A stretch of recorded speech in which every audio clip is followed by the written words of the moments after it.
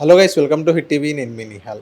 So ఏదైతే జేసీ ప్రభాకర్ రెడ్డి గారు వ్యాఖ్యలకి దానికి స్పందించడానికి ఏదైతే మాధవిలత గారు ఫిలిం ఛాంబర్లో కంప్లైంట్ అనేది రైజ్ చేయడం జరిగింది. ఒకసారి మనం మేడంతో మాట్లాడదాం. మేడం, నమస్తే మేడం. నమస్తే. మేడం, జేసీ ప్రభాకర్ రెడ్డి గారు చేసిన వ్యాఖ్యలకి మీరు ఫిలిం ఛాంబర్కి వెళ్ళి కంప్లైంట్ రైజ్ చేయడం జరిగింది. అండ్ జేసీ ప్రభాకర్ రెడ్డి గారు కూడా సారీ కూడా చెప్పడం జరిగింది. సారీ చెప్పినప్పటికీ ఎందుకు మీరు కంప్లైంట్ అనేది రైజ్ చేయడం జరిగింది? లేదు అండి. ఇది 3వ తారీఖు న్యూస్‌లో వచ్చినప్పుడే ఆ రోజే చెప్పాను నేను ఉమెన్ కమిషన్ వరకు దీన్ని తీసుకెళ్తాను అని చెప్పి.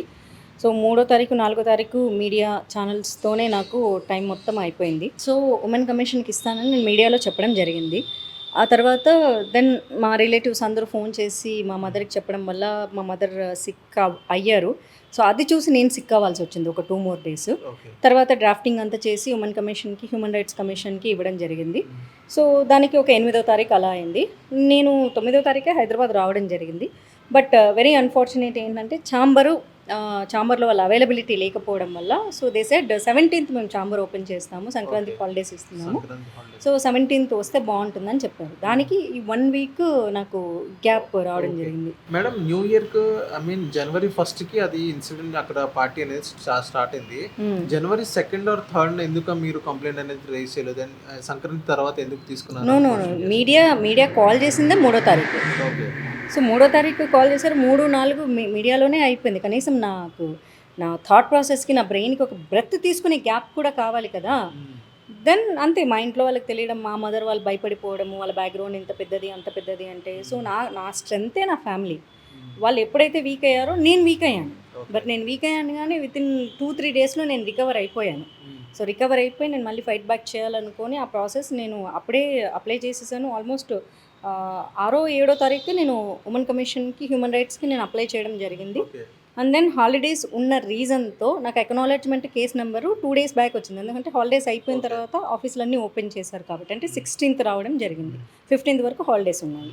మేడం, అక్కడ ఇన్సిడెంట్ ఏదైతే న్యూ ఇయర్ ఏదైతే మీరు అక్కడ జాగ్రత్త వహించండి, అక్కడ ఏమైనా డ్రగ్స్ కానీ అలాంటి మీ మీద ఎవరైనా దాడి చేయొచ్చని ఒక జాగ్రత్త చెప్పారు మహిళలకి. సో నెక్స్ట్ జేసీ ప్రభాకర్ రెడ్డి గారి ప్రెస్ మీట్ చూసిన తర్వాత సో అక్కడ ఎటువంటి చిన్న ఇన్సిడెంట్ కూడా జరగలేదు అన్నట్టుగానే చెప్పడం జరిగింది. అంత దానికి ఎందుకు అంతలా చేయడం అన్నట్టుగానే టీడీపీ వర్గాలు కూడా మాట్లాడడం జరిగింది. దానిపైన మీరేమంటారు? సంతోషమే కదండి జరగకపోతే. ఇప్పుడు ఆడవాళ్ళ మీద అన్యాయాలు జరగాలని నేనేం కోరుకోలేదు. జరగకపోతే చాలా సంతోషం. ఇన్ కేస్ జరిగి ఉంటే ప్రికాషనరీ అన్నారు, అందుకే దాన్ని. ఇప్పుడు అక్కడికి వెళ్ళొద్దు, నువ్వు వర్షంలో తడిస్తే నీకు జలుబు చేస్తుంది అన్నది ప్రికాషన్. అవును. తడిసాము జలుబు చేయలేదంటే నీ ఇమ్యూనిటీ పవర్ బాగుందని అర్థం. సింపుల్ లాజిక్ అది. అయ్యో నువ్వు తడిసినావు కాబట్టి నీకు మస్ట్ అండ్ షూట్గా జలుబు చేయాలి అని నేను అనలేదు కదా. నేను ప్రికాషన్ చెప్పాను. నేను ఇదే కాదు, చాలాసార్లు చాలా సందర్భాల్లో చాలా వీడియోలు చేయడం జరిగింది. డిఫరెంట్ టాపిక్స్ చేస్తూ ఉంటాను నేను. బట్ పనిగట్టుకొని ఆ ఊరి మీద ఏం చేయలేదు. నాకు ఏదొస్తే అది నేను మా ఊరి మీద చేయమన్నా కూడా చేస్తాను.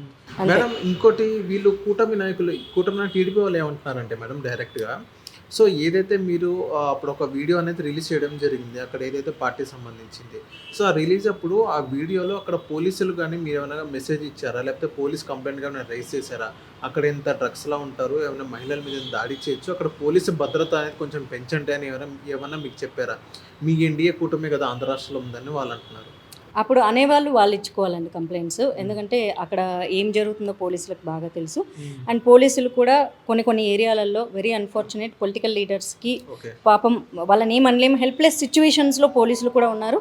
మేబీ తాడిపత్రి పోలీసులు కూడా అలాంటి సిచ్యువేషన్లో ఉన్నారు. అండ్ పక్కన బీజేపీ వీళ్ళకి ఎవరైతే కామెంట్స్ చేశారో వాళ్ళకి గొడవలు అవుతున్నాయి. ఎస్పీ వరకు లేఖలు రాసుకోవడం కూడా చాలా జరుగుతున్నాయి అక్కడ. సో నేను ప్రికాషనరీ వీడియో చేశానండి. ప్రికాషనరీ వీడియోకి పోలీస్ కంప్లైంట్ పెట్టాలి, చెయ్యాలి అట్లాంటి రూల్స్ ఏం లేవు. అవేర్నెస్ వీడియో నేను చేసింది, అవేర్నెస్ వీడియో మాత్రమే. అవేర్నెస్ వీడియోకి ఏ చట్టం పరిధిలోకి పోలీసులు కేసు ఫైల్ చేయడానికి వస్తుందో చెప్పండి. మాకెందుకు నువ్వు చెప్పలేదు అని పోలీసులు కూడా అడగలేరు. Because it is awareness video. Awareness ఎందుకు చేస్తాము? ఓకే, నేను ఒక ఫిల్మ్ పర్సనాలిటీనో లేక పాలిటిక్స్లో ఉన్నానో నేను చెప్తే 10 మంది వింటారు కాబట్టి అవేర్నెస్ క్రియేట్ చేశాను. సో అవేర్నెస్ క్రియేట్ చేయడానికి పోలీస్ కేసు ఎందుకు పెట్టకూడదు అంటే దట్ ఈస్ ఇల్లాజికల్ క్వశ్చన్ అవుతుంది. మీకు చేతనైతే మీరు కూడా అవేర్నెస్ వీడియోలు చేసుకోండి, జనాలు చూస్తారు అంటే. మేడం, ఇక్కడ టీడీపీ వాళ్ళు కూడా కొంతమందితో ఏమంటున్నారంటే మాధవిలత గారు బీజేపీలో ఏదో ఒక పదవి ఆశించడానికి కోసం ఈ మొత్తం టార్గెట్ చేస్తున్నారు అని వాళ్ళందరూ అంటున్నారు. దానికి మీరేమంటారు? బీజేపీ టీడీపీ వాళ్ళందరూ అనట్లేదండి. ఓన్లీ బ్రెయిన్లెస్ ఫెలోస్ ఎవరైతే మీతో ఎవరో మరి నాకు తెలియదు కానీ ఎవరా టీడీపీ వాళ్ళు నాకైతే తెలియదు. బీజేపీలో పదవులు కావాలంటే సోషల్ మీడియాలో వచ్చి డాన్సులు కట్టకూడదు, ఓకే. ఓకేనా? బీజేపీ లీడర్లతో మాట్లాడుకోవాలి, ఇది అందరికీ తెలుసు. ఓ ముక్కలు తిన్నామని బొక్కలు మెల్లేసుకొని తినాలని పదవులు కావాలి అంటే సోషల్ మీడియాలో వచ్చి పోస్టులు పెట్టి లేకపోతే ఇష్యూని కెలికితే రాదు. నాకు తెలియని ఏ బీజేపీ లీడర్ లేరు, ఓకే. ఇటు ఆంధ్ర బీజేపీలో నాకు తెలుసు, ఎందుకంటే నేను అక్కడ ఎమ్మెల్యేగా కంటెస్ట్ చేశాను నా పార్టీలో. సో నాకు తెలియని లీడర్స్ ఎవరు ఉన్నారు? మేబీ కొంతమంది పేర్లు తెలియకపోవచ్చు, కానీ నాకు పురంధేశ్వరి గారు ప్రెసిడెంట్గా ఉన్నారు, వాళ్ళు తెలీదా? ఆర్గనైజర్ సెక్రటరీగా మధుకర్జీ ఉన్నారు, వాళ్ళు తెలీదా? సో వాళ్ళిద్దరు ఆధ్వర్యంలోనే పార్టీ మొత్తం నడుస్తూ ఉంటుంది. సో నాకు తెలియకుండా ఎవరు లేరు కదా. పోనీ ఇటు తెలంగాణలో చూసుకుంటే కిషన్ రెడ్డి గారు తెలీదా, బండి సంజయ్ గారు తెలీదా, లక్ష్మణ్జీ తెలీదా? ఎవరు తెలియదు చెప్పండి నాకు. పర్సనల్గా నాకు తెలియనంతగా ఎవరున్నారు? వాళ్ళ పర్సనల్ కాంటాక్ట్లు ఉన్నాయి, కావాలంటే వాళ్ళ పర్సనల్గా వాళ్ళ ఇంటికి వెళ్ళగలిగే స్వేచ్ఛ కూడా నాకు ఉంది, కాదనగలిగేది. ఢిల్లీకి వెళ్తే నేను అక్కడ మినిస్టర్ల ఆఫీస్కి వెళ్ళగలిగి వాళ్ళ రెసిడెన్స్కి వెళ్ళగలిగేటటువంటి స్వేచ్ఛ కూడా నాకు ఉంది, కాదని ఎవ్వరు అనలేరు. నేను వెళ్ళి నాకు అవసరం ఉన్న సందర్భాల్లో నేను మాట్లాడి రావడం కూడా జరిగింది. మనకి పదవులు కావాలంటే పార్టీ వాళ్ళని వాళ్ళ ఇంటికి వెళ్ళి అడగాలి. సోషల్ మీడియాలో రచ్చ చేస్తానో గొడవ చేస్తానో బ్రెయిన్లెస్ ఫెలోస్. నిజంగా అంటే పొలిటికల్ నాలెడ్జ్ లేనోళ్ళు ఇట్లాంటివి మాట్లాడతారు. పొలిటికల్ నాలెడ్జ్ ఉన్నోళ్ళు ఏం చేస్తారంటే, అవును అమ్మాయికి పదవి కావాలంటే వెళ్ళిపోయేసేసి ఆ స్టేట్ ప్రెసిడెంట్తో మాట్లాడుతున్నారు, నాకు పదవి కావాలంటే నేను పురంధేశ్వరి గారిని అడగాలి, పోయి ఆవిడతో పర్సనల్గా 100 సార్లు కలుసుకుంటాను, కావాలి నాకు ఇచ్చేవరకు ఆవిడని సతాయించుకుంటాను. లేదా ఆర్గనైజర్ సెక్రటరీ ఉంటారు, యాక్చువల్లీ పార్టీలో పొజిషన్స్ వాళ్ళే డిసైడ్ చేస్తారు, ఓకే. ప్రెసిడెంట్ కంటే కూడా వాళ్ళు ఇద్దరు మాట్లాడుకొని డిసైడ్ చేస్తారు. నేను మధుకర్జీని 100 సార్లు అడుగుతాను. లేదు తెలంగాణలో అంటే కిషన్ రెడ్డి ప్రెసిడెంట్గా ఉన్నారు కాబట్టి ఆయన్ని కావాలంటే పర్సనల్గా 100 సార్లు అడిగి సతాయిస్తా, కిషన్ జీ ప్లీజ్ నాకు పోస్ట్ ఇవ్వండి అని. ఇది చేయాల్సింది పదవులు కావాలంటే. సోషల్ మీడియాలో పోస్టులు పెడితే ఎవ్వరికి పదవులు రావు. నేను ఓన్లీ అవేర్నెస్ కోసమే చేస్తున్నాను అంతే. So that they are very logicless వాళ్ళు మాట్లాడేదంతా. మ్యామ్ ఇది పురంధేశ్వరి గారితో మాట్లాడారు మేడం, ఏదైతే ఇప్పుడు మీరు కంప్లైంట్ అనేది రేజ్ చేశారో, మహిళా కమిషన్ కూడా మీరు ఇచ్చారు.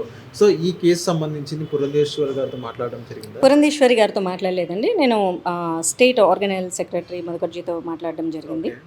సో వారికి ఇన్ఫామ్ చేయడం జరిగింది, నేను ఇలాగ లీగల్ ఫైట్ చేయాలనుకుంటున్నానని కూడా నేను పోయిన వారమే ఆయనతో మాట్లాడడం జరిగింది. తప్పకుండా చేయమ్మా అని చెప్పారు. మేడం ఫిలిం ఛాంబర్ దగ్గర నుంచి ఎలాంటి సపోర్ట్ కావాలన్నా? ఇప్పుడు కంప్లైంట్ రేస్ చేశారు, ఆయన సారీ చెప్పారు, ఆయన సారీ చెప్పిన విధానం మీకు నచ్చలేదు అని అన్నారు. అసలు ఆయన సారీ చెప్తారా సారీ చెప్పారా అన్నది it doesn't matter for me అండి. ఐ ఆమ్ హర్ట్, నేను హర్ట్ అయ్యాను.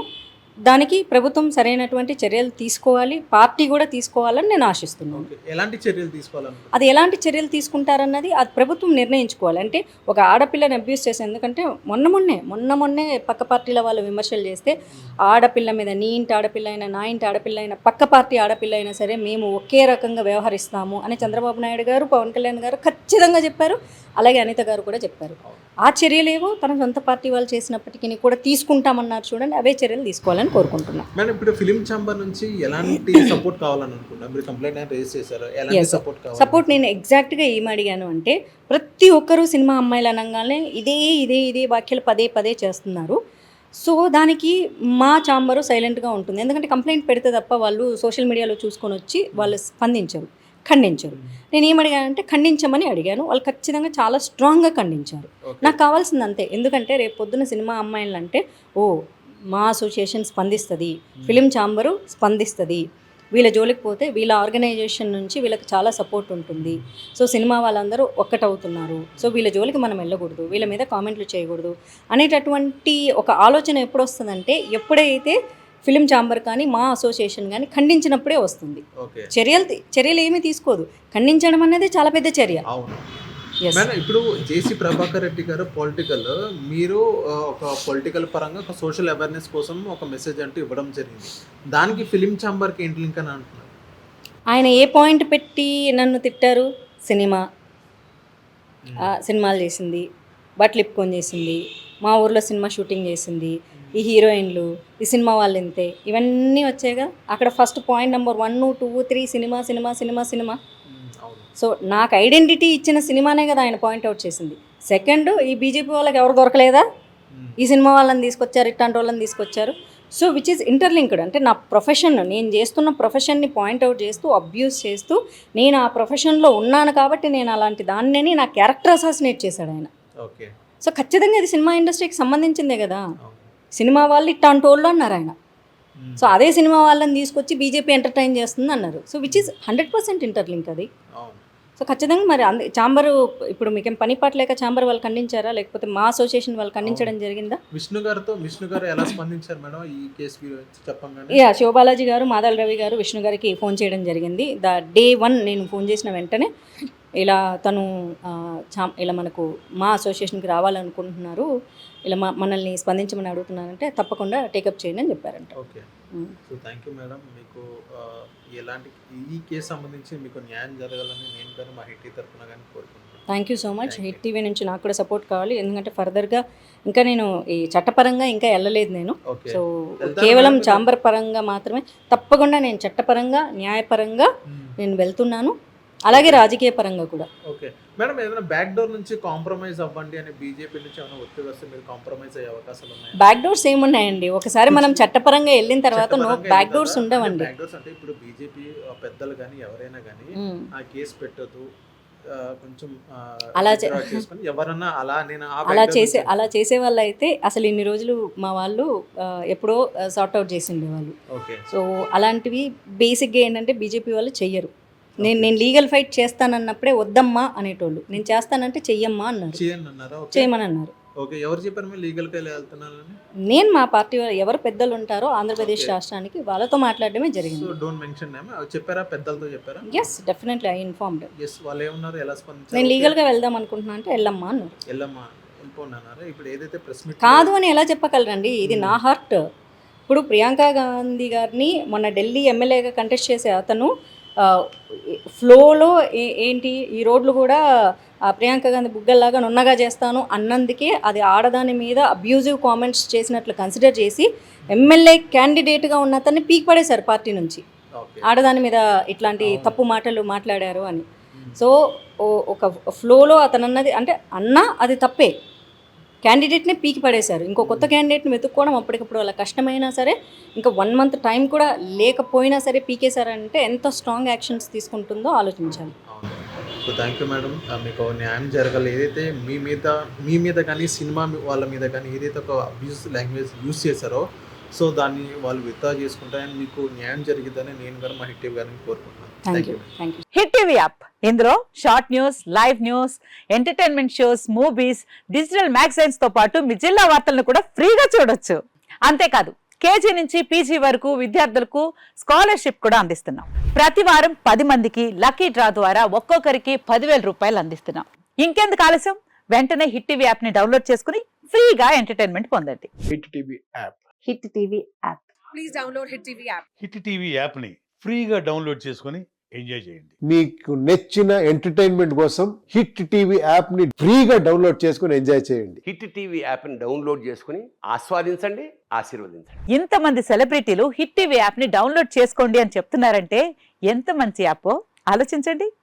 అమెరికా అమెరికా అమెరికా అమెరికాలో చదవాలనుకునే వాళ్ళకి విశ్వసనీయమైన పేరు మన శౌర్య కన్సల్టెన్సీ. UK లో 1 year masters, UK లో 1 year masters, 2 years work permit up to 5 years visa. Contact Saurya Consultancy. Contact 89851 89851.